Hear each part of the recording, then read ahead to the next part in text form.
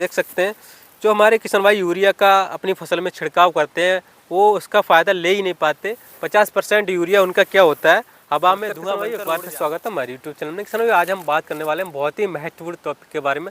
आज हम बात करने वाले हैं किसान भाई यूरिया खाद के बारे में, जिसके लिए आप लंबी कतारों में लगते हैं, हज़ारों रुपये खर्च करते हैं। यूरिया खाद के बारे में हम बात करने वाले हैं। किसान भाई देख सकते हैं जो हमारे किसान भाई यूरिया का अपनी फसल में छिड़काव करते हैं वो उसका फ़ायदा ले ही नहीं पाते। 50% यूरिया उनका क्या होता है, हवा में धुआं बनकर उड़ जाता है। बात करते हैं किसान भाई कैसे उड़ जाता है। आपने देखा होगा किसान भाई, इसकी एक केमिकल रिएक्शन होती है जो हमारे किसान भाई नहीं समझ पाते कि यूरिया, उन्हें ये पता है कि हमने यूरिया अपनी फसल में क्या होता है, मतलब ऐसे छिड़क दिया तो हमारे पौधे के लिए मिल गया और हमारी फसल हरी भरी हो जाएगी। ऐसा कुछ नहीं है किसान भाई, इसमें बहुत बड़ी केमिकल रिएक्शन होती है, बहुत बड़ी साइंस होती है जो हमारे किसान भाई नहीं समझ पाते हैं। किसान भाई जैसे कि मान के लिए किसी किसान ने यूरिया का छिड़काव किया, अधिकतर जो किसान भाई होते हैं क्या होते हैं, वो गलतियां यही करते हैं कि दोपहर में यूरिया का छिड़काव करते हैं। आपने देखा होगा इसमें बहुत बड़ा रोल होता है कि इसमें क्या होता है, क्यों धुआं बनकर उड़ जाता है। इसमें देखा होगा आपने, यहाँ पर क्या होता है, अमोनियम वोलेटाइजेशन हो जाता है। आपने यूरिया का छिड़काव किया तो जो यूरिया होता है वो ज़मीन के कांटेक्ट में जाता है, तो उसमें एक रोल होता है, मतलब एक रिएक्शन होती है। ये जो यूरिया होता है वो चेंज होता है अमोनियम में, तभी बहुत बड़ा रोल होता है। यहाँ पर किसान भाई बहुत ही ध्यान से बात सुनने की योग्य आपके, मतलब आप ध्यान से नहीं सुनेंगे तो आपको समझ में नहीं आएगा। तभी क्या होता है, इसमें रिएक्शन होती है, ये अमोनियम में चेंज तो होता है। अगर तेज़ धूप हुई ना तो ये क्या होता है, अमोनिया गैस बन जाता है। अमोनिया गैस बन जाएगा तो तुरंत ही क्या होता है, वो आसमान में धुआं बनकर उड़ जाता है और हमारा जो 50% यूरिया होता है तभी ख़त्म हो जाता है। हमारे किसान भाइयों की फसल को फ़ायदा मिल ही नहीं पाता और आपका पैसा भी बर्बाद हो जाता है आपकी, और मान के चलिए आपका समय भी बर्बाद हो जाता है। बात करें किसान भाइयों, जो किसान भाई कमेंट करेंगे कि 50% बचा वो हमारी फसल के लिए मिल जाएगा, मगर ऐसा कुछ नहीं है। जो 50% बचा वो भी ज़रूरी नहीं है कि हमारी फसल के लिए मिल ही जाए, वो भी हो सकता है आपकी मतलब वेस्ट चला जाए, आपका बर्बादी चला जाए।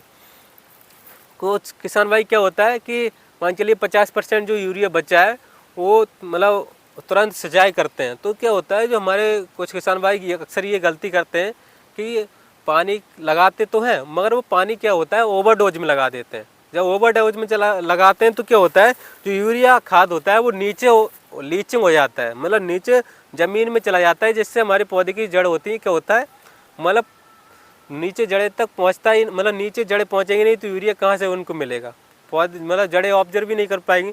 तो वो भी हमारा 50% यूरिया है, मतलब 100 का 100% यूरिया क्या होता है, बर्बाद हो जाता है उसी तरह से। अक्सर जो किसान भाई होते हैं 99% ये गलतियाँ करते हैं। तो बात करते हैं किसान भाइयों कि इसकी केमिकल रिएक्शन क्या होती है। जब मैं बता रहा हूँ कि ये अमोनियम में बदलता है और मतलब 50% अमोनियम में बदलता है। उसके बाद क्या होता है, इसमें जो आपके मिट्टी में क्या होता है, जो हमारी मिट्टी में जो बैक्टीरिया होते हैं जैसे कि नाइट्रोसोमोनास होता है या नाइट्रोबैक्टर होता है, यही हमारे नाइट्रोजन को क्या होता है, नाइट्रेट में कन्वर्ट करते हैं, तभी हमारे पौधे को यूरिया प्रोवाइड हो पाता है। डायरेक्ट हमारे पौधा होता है वो मतलब नाइट्रोजन को नहीं लेता है, नाइट्रेट फॉर्म में लेता है अधिकतर। तो अधिकतर मतलब मैं अपने जो किसान भाई है उनसे विनम्र निवेदन करता हूँ कि यूरिया का इस्तेमाल आप सही समय पर करें और सही मात्रा में करें, ओवरडोज में भी ना करें।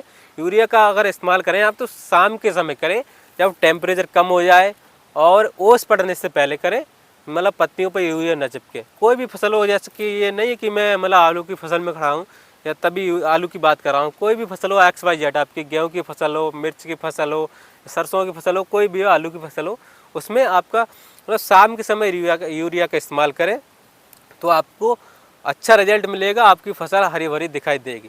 अगर आप पानी लगाते समय कर रहे हैं तब भी शाम के समय कोशिश करें, और जब यूरिया मतलब पानी लगाने से पहले यूरिया छिड़काव करें तो हल्की सिंचाई करें, ज़्यादा ओवरडोज में ना करें, जिससे हमारी यूरिया है पानी के नीचे मतलब ज़मीन में नीचे अंदर ना जा पाए, लीचिंग ना हो, ज़्यादा अंदर चला जाता है तब भी यूरिया हमारा बेकारी चला जाता है, पौधा नहीं ले पाता।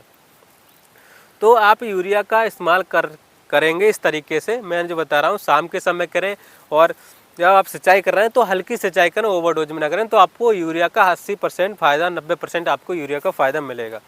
और अभी बात करते हैं मार्केट में अभी ट्रेंड में जो चल रहा है नैनो यूरिया। नैनो यूरिया भी आप इस्तेमाल करते हैं, ये अच्छी बात है कि आप नैनो यूरिया इस्तेमाल करते हैं तो आपको 80-90% फ़ायदा आपको अच्छा देखने को मिलता है, क्योंकि वो नैनो यूरिया क्या होता है, हमारी पत्तियों के द्वारा तुरंत ऑब्जर्व कर लेते हैं हमारा पौधा। तो नैनो यूरिया का भी रिजल्ट अच्छा है। मगर आप इस यूरिया की बात कर रहे हैं ग्रेन्यूल्स वाला, मतलब दानेदार यूरिया का इस्तेमाल करें तो सही समय पर करें और सही मात्रा में करेंगे तो अब आप इसका 100% फ़ायदा ले सकते हैं। अदरवाइज आपका जो पैसा है बर्बाद हो रहा है, धुआं बनकर आसमान में उड़ रहा है।